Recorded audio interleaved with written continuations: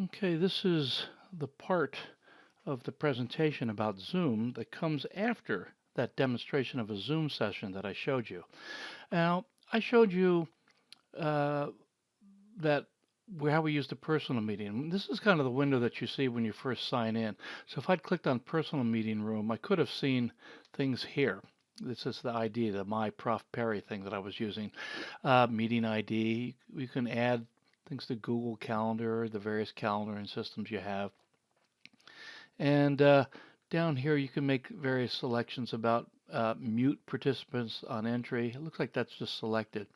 Uh, Things about waiting room and joining and enable for students to join before the host. But I'm going to look at that's the simple approach that I talked about. Um, I mentioned here just while I'm here, there's a live training that Zoom has and video tutorials that they have, and a knowledge base. If you have any question, you can go in there and type about it. So you can explore those on your own. But if I want to schedule a new meeting, I click on this upcoming meetings, which I think is actually the window that opens usually. We can go into schedule a new meeting first. So I click that button. And you can put what the topic of your meeting is, give a description. You say when. So now you're going to say a specific time it starts and a specific time that it ends. Mostly duration. Now the duration is kind of more informational than hard. It's not a hard time limit. So if you started a meeting that you said was going to go an hour and you started running over an hour, the thing wouldn't stop on you and throw everybody off. It's to try to give the participants in your meeting, the people you invite to your meeting, an idea of how long the meeting is intended to be. So again, you want to pick the right time zone here in the drop down. Okay, I'm in Pacific. If it's a reoccurring meeting, and theoretically you could do this with um, yeah, with here you could recur maybe when a class happens. If it happens once a week or so, it looks daily, weekly, no fixed time. So there's ways you can mess with that if you want to. Otherwise, you can send a specific meeting notice out for each class session if that's what you prefer to do.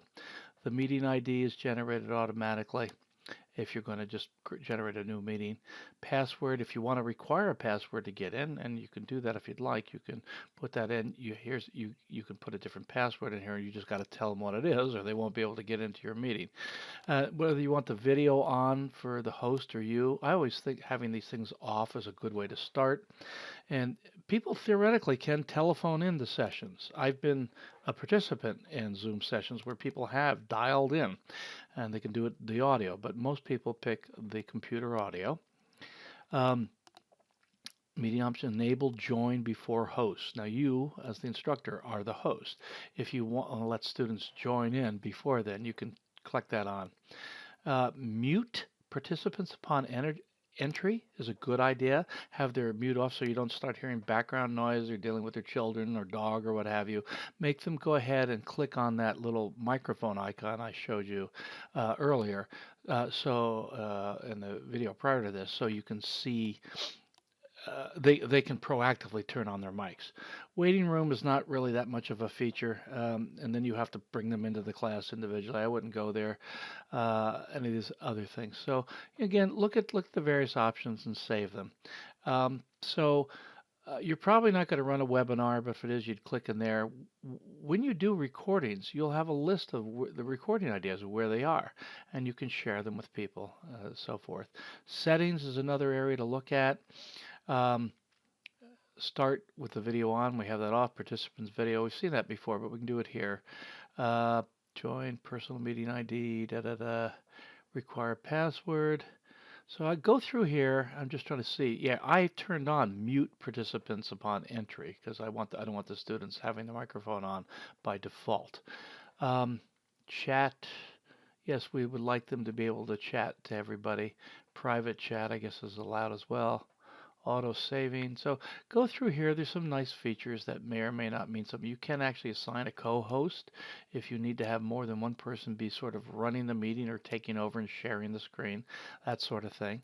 Um, so spend some time looking over the options, and if you have questions, send us questions. There's a lot of options here. You can ways to do breakout rooms and things like that. Although I admit I have never done that. I've never gone through trying to do breakout rooms during a meeting. A lot of Zoom, the tool is really intended for business meetings, and not really intended for the classroom situation as much, but it works quite well for doing this. So here you are. You're online the same time as your students. They're there. You're there. You are going to need some kind of microphone. I'll see if I can put some tips on good microphones to get. There are inexpensive ones, and there's ones that you can get that are even better. I like a USB headset microphone. I find that the easiest to use and gets the most consistent sound. But you can use the microphone on a webcam, but you might pick up some ambient noise. So if you go that way, try to just make sure you're conducting your class in a quiet setting where you don't have a lot of disturbance from family or pets or outside noise if you can. You know, we're all getting through this together, so just do the best you can. All right, this ends the presentation on Zoom.